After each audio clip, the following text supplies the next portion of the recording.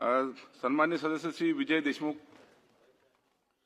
अध्यक्ष महोदय, आपल्या अनुमतीने औचित्याच्या अत्यंत महत्त्वाच्या आणि आरोग्य संबंधित गंभीर मुद्दा उपस्थित करू इच्छितो.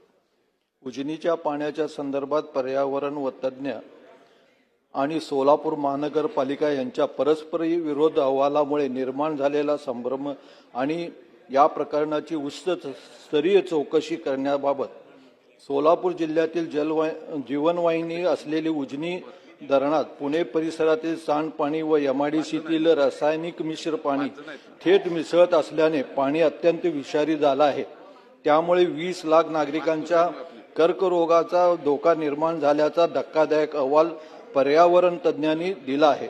मात्र दुसऱ्या बाजूला सोलापूर महानगरपालिकाने पुण्याच्या NABL मान्यता प्राप्त प्रयोगशाळेचा अहवाल पुढे केला आहे.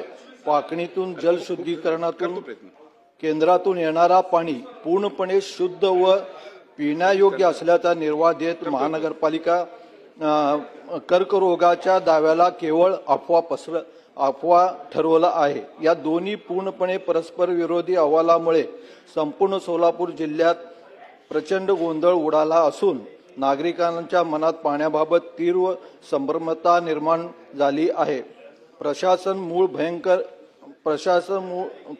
मूळ भयंकर प्रदूषणाकडे जाणीवपूर्वक दुर्लक्ष करत पुण्यातील प्रदूषणकारी कारखान्यांना पाठीशी घालत असल्याचा संशय सर्वसामान्यांच्या मनात असून यामुळे भीतीचे वातावरण पसरले आहे आणि यामुळे अत्यंत संवेदनशील व जन आरोग्याशी निगडीत असल्याने शासनाने तातडीने एका उच्चस्तरीय व त्रयस्थ वैज्ञानिक समितीतर्फे धरणातील कच्चे पाणी व वितरित होणारे शुद्ध पाणी या दोन्हीचा सखोल तपासणी करावी.